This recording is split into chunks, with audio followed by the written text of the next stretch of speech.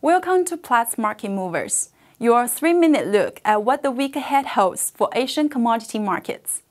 This week's highlights: a stumble expected in caprolactam prices, more details set to emerge on China's sugar import tax, and a stumble seen likely in clean oil tanker rates. But first in oil, all eyes will be on the key meeting in Vienna on Wednesday and Thursday, where producers will decide whether to extend the OPEC and non-OPEC supply cut agreement. There appears to be consensus in the market that last December's agreement to cut production will be extended to March next year.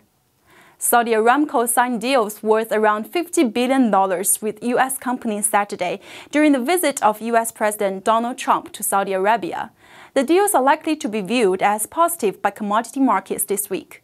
In Iran, election result confirms there is popular support for outward-looking policies, which bodes well for companies looking to invest in Iran's oil, chemical, and transport sectors, market sources said.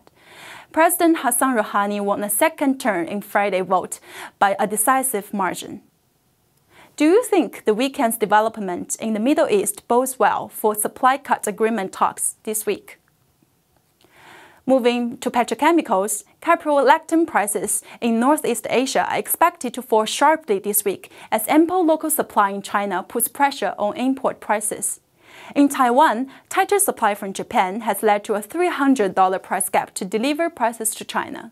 However, the restart of a major plant over the weekend could help ease the supply shortage there. Moving to agriculture, China is expected to release more details of its sugar import tax changes this week. The tariff for out-of-quota sugar import is expected to be raised to 95% from the current 50%. In shipping, clean tanker rates face more downward pressure this week as the number of naphtha cargoes moving from the Middle East to North Asia declines. This is proving a bonanza for charterers who can lock in ships at lower freight rates. The earnings of long-range tanker owners have slumped below $7,000 a day on the key route. In LNG, South Korea's spot procurement plans will be in the spotlight this week after the country's president last week ordered a temporary shutdown of 8 aging coal-fired power plants by the 1st of June. This could usher in more spot inquiries by Korean buyers, especially coal gas, which could lend some support to prices.